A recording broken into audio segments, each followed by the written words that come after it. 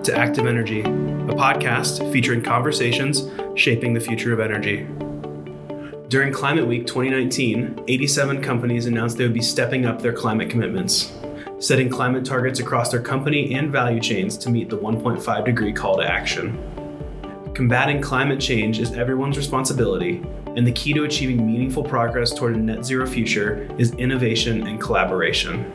While many companies have made these commitments, the path to achieve them isn't clear. In this podcast, our experts discuss steps organizations can take to successfully adopt climate commitments. They share insights and tips from other companies on how to implement a path toward carbon neutrality. This week's conversation features Sustainability Solutions Architect Nathan Shuler and International Consultancy Manager Gabriel de Malleray. Before we get into the episode, I want to give you a quick update that Active Energy will be going on hiatus for the holiday. We will return in January with a bonus episode featuring some information about the NEO network. Be sure to subscribe wherever you listen.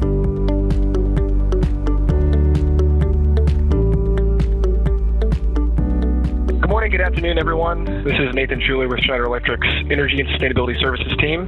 Thanks for listening in today. I'm joined by my colleague Gabriel from France, and we'll be talking primarily today about the Climate Week that just wrapped up here in 2019. There's been a lot of interesting news coming out. I know the focus for a lot of folks has been about the climate strike and some recent announcements about the 87 companies that made really ambitious goals around 1.5 degree science-based targets and longer-term carbon neutrality. And even some reports about financing the low-carbon future, announcements from different investor groups about recommitting to evaluating climate change within their portfolios, and broader initiatives like the Planet Business for Biodiversity Coalition. So a lot of really exciting announcements that came out during the week, but in particular, we wanted to focus today on the topic of carbon neutrality and the apparent rise and re-entry of carbon neutrality as a major topic for goal setting. So Gabriel, it's apparent that carbon neutrality is back. Why do you think that is? Yeah. Hey. So, hi everyone. Thanks, Nathan, for the intro. And so, for me, this is really the clearly new thing that came up lately. I would say this year, and especially with the late 1.5 degree report from the IPCC. So, what we see is two things. First, we see a lot of carbon neutrality commitments that have been made by companies, and you mentioned some of them. We see Amazon, we see Caring, we see Schneider Electric, a lot of other French companies like Saint-Gobain, a huge construction materials leader, have made carbon neutrality commitments. And really, this, to me, what's important to understand is the relation with the 1.5 degree IPCC report, which is kind of opening a way to actual negative emissions in order to meet the emission pathways to reach the 1.5 degree target. So those two things are really the new things that have come in 2019 and have been really confirmed lately in the recent Climate Week. Maybe one thing that is interesting right here would be to cover our company's commitment, because it's an interesting one, I'd say. So basically what we have just said is that we originally had a 2030 goal for carbon neutrality, and this is conceived in our extended ecosystem. So now we want to reach this by 2025, and in order to do so, we're going to take into account the actual emissions that we enable to avoid through our products and services. So that's something that's quite interesting. And the key thing is that it comes together with net zero operational emissions target by 2030. So that means we're going to be zero emissions by 2030 on our scope 1 and 2. And I think those two things really go together and are really complementary in order to make a leading climate strategy. Yeah, and I think that's a great point, Gabriel, the interconnectedness that lots of these different goals can have. I know when Schneider Electric joined, as you said, the major companies at last week during Climate Week about this establishment of the 1.5 degree commitment, it also did have that longer term 2050 carbon neutrality objective. And I think that's something that a lot of companies will ask us is, when we're evaluating what targets the right targets to set, what should we be thinking about? And while there's general consensus that science-based targets is the new gold standard, I think there's a lot of ways that you can mix and match and nest different targets within one another. So having a renewable 100, an RE100 goal that's helping to inform your Scope 2 reduction, that's inside of a science-based target that's a little bit longer term, but then with that more really long-term objective of getting to carbon neutrality by a very far out period. So I think it's a great point just to say that all those different things connect in that way. So maybe just a little. A little bit more on just our own role that we played in helping to set the goal that Schneider Electric have made. Yeah, so I think this is exactly how you put it, basically. So what's good now in climate is that we have a standard, and the standard is the ambition to remain under 1.5 degree world temperature increase. So we initially set our own, let's say, Scope 1 and 2 targets that were in line with initially a 2 degree scenario, but not validated by the SBT. That was really the first step we took, and those targets were going to be achieved by efficiency, progress, and renewable energy implementation. Then we went a little beyond that and submitted our science-based target. That required us to also look at our Scope 3 emissions and find ways to reduce them in line also with the 1.5 degree scenario. So we got the science-based target stamp earlier this year, and that was a great piece of work that involved our teams, so Energy and Sustainability Services, and obviously the Schneider Electric Corporate Sustainability team.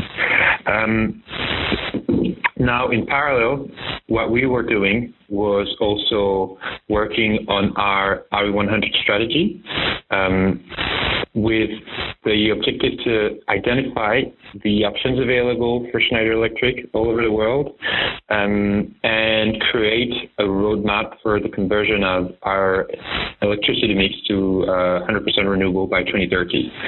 So these were really the key milestones that we were following, and now we're facing a new challenge, I would say, to become zero emissions by 2030, which will require to work even harder on our Scope 1 emissions in order to reach that net zero target. And in parallel, we'll be also offsetting some of our emissions, the ones that will be the hardest to reduce. Yeah, I thought that was, when I originally saw the announcement, I think that was the first time I'd seen 100% reduction on Scope 1. So hats off to ourselves for being that ambitious on that. So I think you mentioned a little bit about the efficiency and renewables and some of the levers that would be pulled for hitting these goals, whether it's carbon neutrality or science-based targets or what have you. But what other opportunities do you see companies unlocking when they decide and commit to being carbon neutral or being very aggressive on climate action? Yeah. I think that's a good question, because what we need to highlight here is the specificity of Schneider Electric.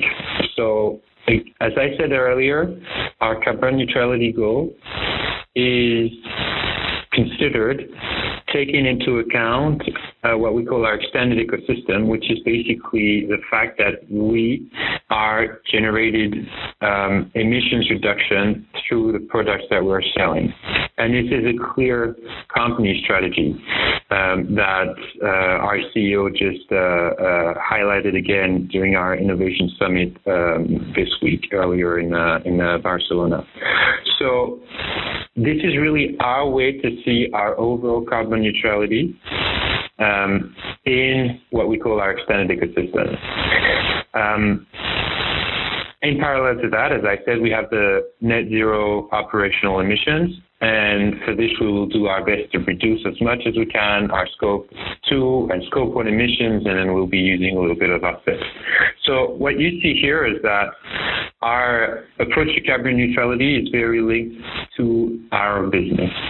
It can be a little bit different if you take other industries like food and beverage, where you don't typically have, let's say, an emissions reduction effect of the product used, basically. So they tend to have carbon neutrality commitments that differ a little bit from ours, in the sense that they would typically focus on Scope 1 and 2 emissions and have either what they could call a carbon neutrality target or a net zero emission target with obviously first the reduction of their emissions, most of the time in line with a 1.5 degree scenario, and then on top of that, the offsetting of the remaining emissions, which they couldn't or they wouldn't be able to reduce. So that's a little different way to see things. And we also see a lot of examples. I have in mind a big beverage producer who have carbon neutrality target at the level of their production sites. And so here again, they're kind of transposing that approach of having zero Scope 1 and 2 emissions, or at least what we would say net zero Scope 1 and 2 emissions, which means reducing those emissions as much as they can and then offsetting the rest of those emissions. So that's something that's quite interesting. At the moment, there are, I guess, many ways to see carbon neutrality depending on the company, its organization, its industry, and the sources of its emissions, basically. Yeah, I think it's a great point that, sector to sector, there's going to be a little bit of nuance for how companies adopt this, and this being sort of carbon neutrality or just generally more climate action is going to look different because your supply chain, whether or not you're producing a product, you're delivering a service, how far up or down in the supply chain you are, how much control you have in that. I think that's all incredibly relevant for lots of companies who are probably struggling with where do I start and how do I find sort of the best proxy for me to look at. And sometimes that's going to be within your own industry or industries that look pretty similar to you. Now, I think one of the things that I found really interesting with carbon neutrality recently coming back up is that, as you said, there's sort of it could be applied to maybe it's a product line or a facility or a corporate footprint or even Scope 3. What is and maybe it's a guess at this time, but what's your thoughts on where carbon neutrality is going to be going, especially on the heels of the announcements from the 87 companies that made these really massive supply chain Scope 1 and 2 carbon neutrality goals? Is that going to be more the norm, or do you think it's going to be more the facility-specific or product line-specific thing? Yeah. I hope I get this one right, and future won't prove me wrong. But so I'd say what we're increasingly seeing is corporate-wide commitments. I think we've seen quite a lot of product carbon neutrality labeling, at least quite a lot on some specific products. That has been the case for some time. The really new thing for me is those carbon neutrality corporate-wide commitments. So now again, the key point here is there is no actual standard for an organization to be saying, I'm carbon neutral. And you have to be careful about what's behind that. So So the Kering example is interesting because they have a carbon neutrality goal, and they've committed to offset 100% of their carbon emissions, including their upstream supply chain. So that is Scope 3 emissions. That is, I think, pretty unique or rare at the moment. But what we see from climate leaders is really Scope 1 and 2 carbon neutrality commitments. And again, the key challenge is going to be for me the fact that the methodology behind that is not so straightforward. That analysts and the various stakeholders are going to have to be careful about what's behind that, what's the methodology, what's the definition of carbon neutrality. And I would say that my opinion is any type of commitment on carbon neutrality has to come together with an actual emissions reduction target. So typically, if you have a carbon neutrality commitment that is not backed by a science-based target commitment that is going to make you reduce your emissions in line with a science-based target scenario, then it may sound that you're buying yourself out of reducing your own emissions by offsetting. So I would say, there's no standard yet, as I say, but I think there's going to be some scrutiny, and just as it was the case 10 or 20 years ago, the priority is reducing emissions and offsetting whatever remains. Perfect. Brilliant. And I think the other thing, and maybe this is just more of me giving also my projection, if you will, of what I think the future is going to go.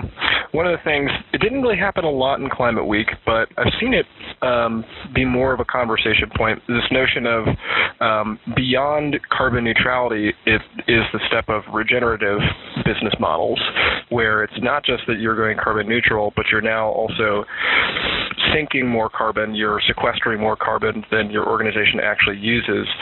Gabriel, I don't know if that's been a conversation point, even if it's just kind of out in the fringe with any of the folks that you work with in the EU. Yeah, I think it is. It's a good point, and I think it relates to the first point I made around the 1.5 degree report from IPCC in December 2018. Transition pathways to 1.5 degree scenarios include negative emissions. So I said now it is part of the game, and that is, to me, what justifies such commitments, as you were saying. I guess the big question is, companies are going to have to see what makes sense for them in terms of actual, let's say, positive carbon emissions, or, well, I'd say rather negative carbon emissions. So typically, if I take the example of Schneider Electric, the offsets that we are using for our emissions are coming from projects that are related to our activity and investments that we're making in access to energy by basically replacing fuel-based energy with renewable energy. And I would say that a lot of companies, depending on their activities in their sector and what makes sense also in their overall value chain, are thinking the same and trying to see how they can have, an actual positive, net positive impact on the overall carbon emissions by doing something that makes sense for their supply chain. If you take the example of the food and bev, there's a lot to be done in terms of upstream agricultural emissions and actually having productive ecosystems that are storing more carbon than they're actually generating. So I'd say a lot of things are going to happen in that field. Perfect. Yeah, and I like the notion of supply chain specific initiatives or supply chain relevant initiatives. It kind of reminds me of how the conversation has evolved on the renewables front, where the pressure now, I would say, from folks in the nonprofit community or just more broadly is, you have to be figuring out how do you make a new addition, that additionality concept for renewables. In some ways, I think you're kind of saying the same thing. It's how do you contribute a project that is directly associated with the activity that you're doing within your supply chain or your value chain more broadly. So I think it'll be interesting to see how that plays out, to see if that gets labeled in some way. Maybe there's a new catchy phrase that comes out, or if it just kind of picks up steam. Yeah. So to this point, I think there was earlier the notion of insetting versus offsetting, where offsetting would be, you offset emissions based on projects that have little to do with your activity, and insetting was a concept that was created in order to illustrate the fact that you do something that actually makes sense in the perspective of your overall value chain. So I think this is something that maybe was too early at the time it came up, and maybe coming back. And then more broadly, as we said, the transition pathways that we have to follow include carbon removal. So there might eventually be also a thinking around just the same principle as we have for some carbon markets, and a thinking about the fact that we are basically going to favor the most relevant solutions, be they carbon storage or reforestation or whatever else, based on their economic cost and feasibility. That might happen as well. Yeah, I think you're right. Definitely potentially too early. Good idea. I think of for our U.S. listeners, I think Jimmy Carter when he started putting solar panels on the White House, but that was several years before sustainability was really getting into its heyday. So got teared down in the next administration. Anyway, so I'd be curious, we've talked a lot about how companies are setting these targets and what the targets are, but maybe you could elaborate a little bit more on how companies can go about setting their roadmap to carbon neutrality, because, as we've talked about so far, it's really not a one-size-fits-all for each company, each sector. Yeah. Okay, so I'm just going to give you what I think are key principles that at least should be every company should have in mind. So the first one, I already mentioned it, is really emissions reduction. So again, I think it's really more legitimate to set a carbon neutrality goal if you already have a science-based target, just because it means you're investing in reducing your own emissions. And it's actually good and economically sensible to do so, because eventually this is also going to be operational effectiveness. So that's the first thing. Reducing your emissions and doing it following a science-based target. Then the second thing is thinking about what carbon neutrality is for your business. And as we said, it may depend on your overall carbon footprint and, including your upstream and downstream value chains, and typically whether your own products use or products or production upstream value chain is actually contributing to emitting carbon or storing some or reducing or avoiding emissions. So that's a key thing to have in mind. And so based on this, it's having a clear definition of what carbon neutrality means for your own organization. And then after that, we've talked about it. Offsetting is a solution, and that will enable basically to reduce or offset the remaining emissions that cannot be reduced. And I would say back to our conversation, I think what will make sense is to be looking at what typical offsetting solutions make the most sense and deliver the most value considering a company's activity. And I'll come back to the example of Schneider Electric on access to energy, or reforestation, or new agricultural practices for food and beverage companies, and so on and so forth. Right. So I would say those three items are for now the key points to have in mind when setting a carbon neutrality target. Until there is a standard like what we have for science-based target that may, emerge and generalize for carbon neutrality. Yeah, I think I tend to agree. There's organizations out there that have certifications for carbon neutrality. I think it's moving a little bit more broad. So some kind of standard, especially when we get into the Scope 3 side, is going to be increasingly necessary to start doing good comparisons and make sure these goals are legitimate. So maybe a little bit more, I think we talked just briefly about the insetting versus offsetting, but just general pros and cons that you feel about offsetting and going through that kind of procurement process, and even more broadly, just what does that mean for a company, and maybe what are some of the disadvantages in particular for broader goals like science-based targets? Yeah. So I'm not going to say much new, but I think really what we need to have in mind is that 5-10 years ago, offsetting was kind of looked at as a way to buy oneself out of doing the effort of reducing emissions, and that criticism might have been legitimate at the time. So again, if you're doing the job and reducing your emissions, I don't think offsetting is an issue.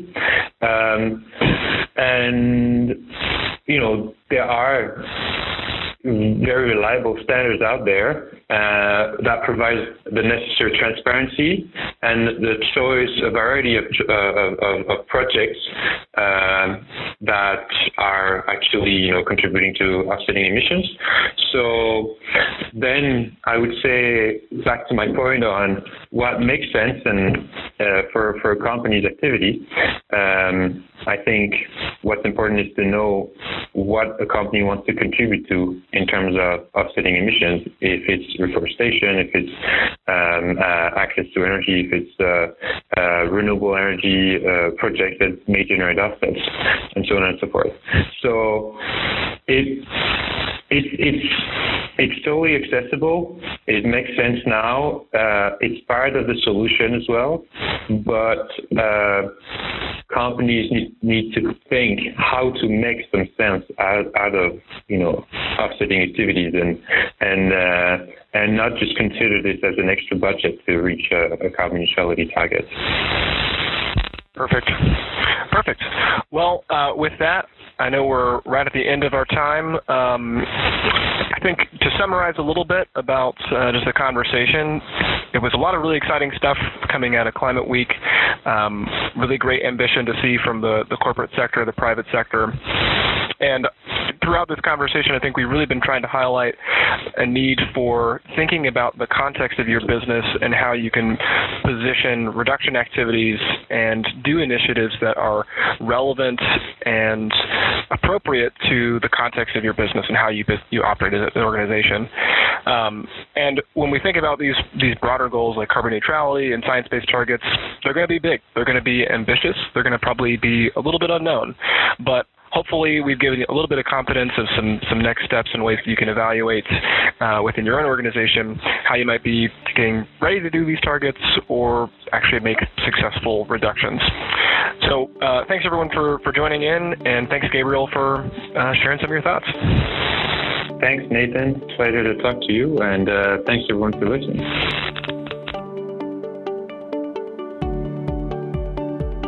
Thank you for listening to the Active Energy Podcast. We're thankful that you decided to spend some time with us. If you could leave us a review on whatever platform you're listening, be sure to share with your coworkers and like-minded people, and give us a follow on social media. We're on Twitter at Schneider ESS. LinkedIn and Facebook, you can find us by searching Schneider ESS.